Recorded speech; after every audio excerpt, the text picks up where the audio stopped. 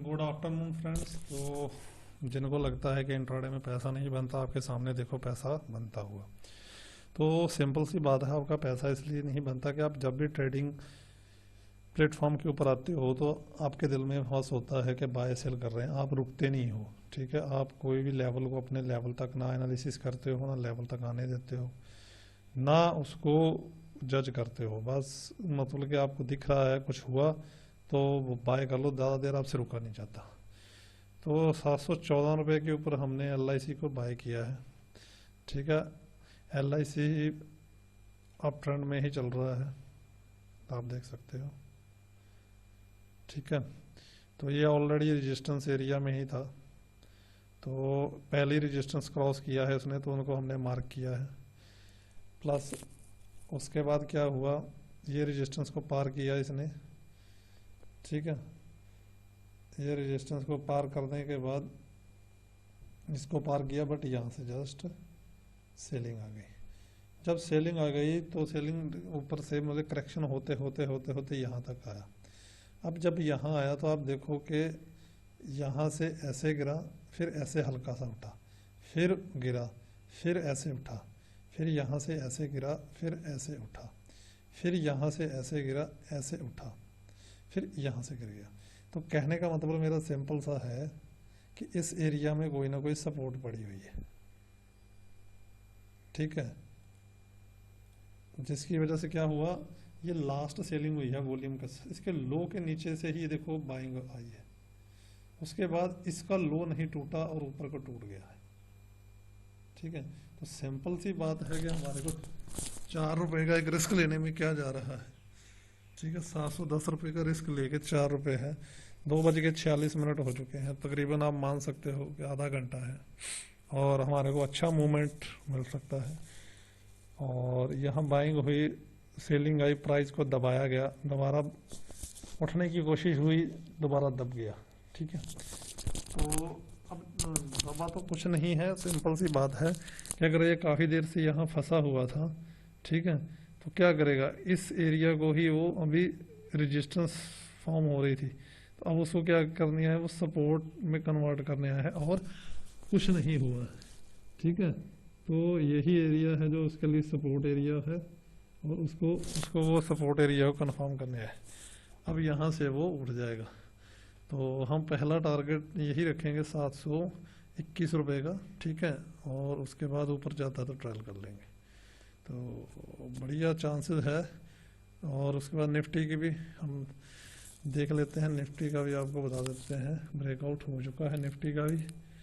ठीक है, सुबह भी अपनी एक कॉल थी जिसके अंदर 45 रुपीज़ बुक करवाए गए हैं, और अभी भी निफ्टी ने ब्रेकआउट दिया है, बट ब्रेकआउट निफ्टी ने अभी दिया है। यहाँ पहले लो वॉल्यूम से ब्रेकआउट हुआ, दोबारा भी लो वॉल्यूम से ही ब्रेकआउट हुआ। तो कोई बात नहीं, लो से भी हुआ तो कंफर्मेशन आएगी तभी है ना, विदाउट कंफर्मेशन ट्रेड नहीं होगा, तो कंफर्मेशन आएगी तो ट्रेड करेंगे।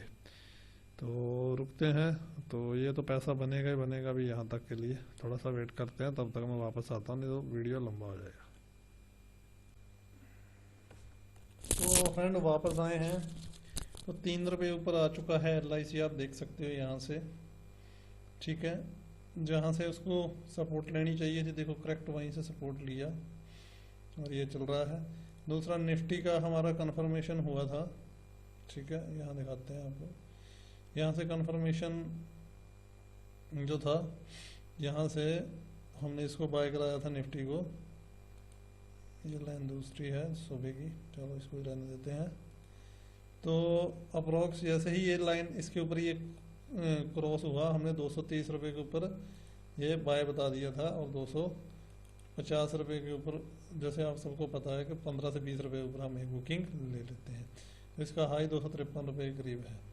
तो अभी LIC का 1 मिनट के करीब अभी बाकी है, तो 4 रुपये ऊपर आ चुका है, यानी कि आधा % हमारे को मिल चुका है। तो सिंपल तरीके से ही फ्रेंड्स पैसा बनता है, हम खुद ही कॉम्प्लिकेटेड कर देते हैं, और कुछ नहीं है। ठीक है, आप सपोर्ट एंड रेजिस्टेंस कहीं से भी मार्क करो, बस आपको ये देखना है कि आपकी सपोर्ट एंड रेजिस्टेंस पे होता क्या है, बन क्या रहा है। ठीक है, क्योंकि जब ये ऊपर से गिर रहा था, अगर इसने यहाँ वॉल्यूम बढ़ाया था इस एरिया में, तो उसके बाद ये कोई भी देखो वॉल्यूम यहाँ बढ़ता रहा, ठीक है, बट ये गिर नहीं पा रहा। तो और लास्ट में जब इसने यहाँ से आपको कंप्लीटली ऊपर दे दिया था, ठीक है, तो देखो 719 रुपये जब कंप्लीटली दे दिया था, तो सिंपल सी बात यही हो गई ना कि भाई साहब ये नीचे जाने के नहीं है। और देखो जब यहाँ वॉल्यूम मारा, ये उससे कम, ये मतलब लोअर लो में फ़र्क आ गया था। मतलब कि आपको कंप्लीट पता चल जाना चाहिए कि यहाँ कुछ ना कुछ हुआ है। तो 3-15 फ्रेंड हो चुके हैं, तो हमारे को 5 रुपये अप्रॉक्स 0.5% के करीब यहाँ मिल चुका है। तो अगर हम नहीं अभी ट्रेड काटेंगे तो क्या होगा, फिर हमारा ब्रोकर ट्रेड काट देता है। तो इजीली आप देख लो 15 से 20 मिनट के अंदर आपके 5 रुपये इजीली बन गए, ठीक है। तो एक छोटा सा स्टॉप लॉस के साथ बन गए। तो यही ट्रेड था फ्रेंड्स। तो सिंपल तरीके से ट्रेड करने की कोशिश करो, ज़्यादा कॉम्प्लिकेटेड मत करो ट्रेड को, ठीक है। आप अपने देखो वेट करो, अगर आपने स्टॉक को सिलेक्ट किया होता, सुबह रैली देगा तो आपको फिर वेट करना पड़ता इसके करेक्शन का। तो ये करेक्शन इसने जैसे ही पूरा किया है, तो वहाँ से ऊपर चलना शुरू हो गया है। तो हमने 719 रुपये पे एग्जिट कर दिया है। देखो फ्रेंड्स, एक चीज़ बताता हूँ आपको जो आपको समझने में बहुत आसानी होगी। देखो जब भी कोई स्टॉक करेक्शन शुरू करता है, ठीक है, तो वो लोअर लो फॉर्म में स्टार्ट हो जाता है। देखो कोई भी लो उसका जब तक उसकी करेक्शन पूरी नहीं होगी तो लो टूटना बंद नहीं। अब यहाँ से, ठीक है, अब यहाँ से करेक्शन शुरू हुई।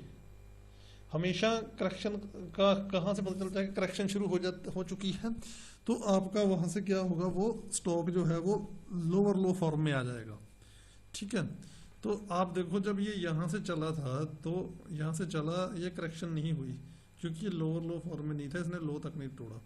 यहाँ से जैसे इसके साथ टकराया तो ऑलरेडी रेजिस्टेंस भी थी, ठीक है। यहाँ से देखो लोअर लो फॉर्म में, यहाँ फिर एक लो मारा, फिर कुछ समय यहाँ रुका, फिर दोबारा लो मारा, ठीक है। आप इतना देखो कि जो आपका लास्ट लो बजा होगा, अगर करेक्शन में रिवर्सल होगा, तो जो लास्ट लो, जैसे मान लो कि यहाँ से आप मान सकते हो कि यहाँ से यहाँ तक करेक्शन आई, और ये अगर लास्ट लो था करेक्शन का, तो इसके ऊपर क्या होगा, यहाँ स्टॉक देखो, यहाँ भी स्टॉक रुका है, तो इजीली इसके ऊपर क्लोज हो जाएगा, ठीक है। और इसके हाई से आप बाय उठा सकते हो।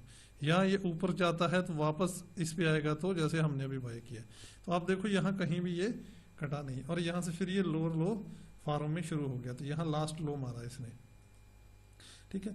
उसके बाद आप देखो कि यहाँ जब मार गया तो देखो रुक गया, और यहाँ जब रुक गया तो कितना टाइम रुक गया। अब इतना टाइम रुकने के बाद लास्ट में उसने यहाँ से ब्रेकआउट दिया, तो अगर आप पहले होते तो आपको इस एरिया से भी आप बाय कर सकते थे, क्योंकि इजीली ऊपर क्लोज हो चुका है। आप यहाँ से भी बाय कर सकते थे, यह भी इजीली क्लोज हो चुका है, ठीक है। बट आप यहाँ से बाय नहीं कर पाओगे यहाँ से, क्योंकि ये वॉल्यूम के साथ क्लोजिंग नहीं है। तो आपको वॉल्यूम के साथ क्लोजिंग चाहिए जो यहाँ आई थी, ठीक है फ्रेंड्स। तो वो क्या हो गया कि इसके हाई के ऊपर इजीली क्लोज हो चुका है, मतलब अभी सेलर के पास स्टॉक नहीं है जो इसको सेलिंग कर सके, तो ज़्यादा चांसेस है कि वो फिर क्या करेगा, वो बाय साइड ही जाएगा। तो आप देख सकते हो हमारा टारगेट जो है अभी इजीली अचीव हो रहा है, पर हमारे को 3.15 के करीब उसको काटना पड़ता था, ये सभी को पता है।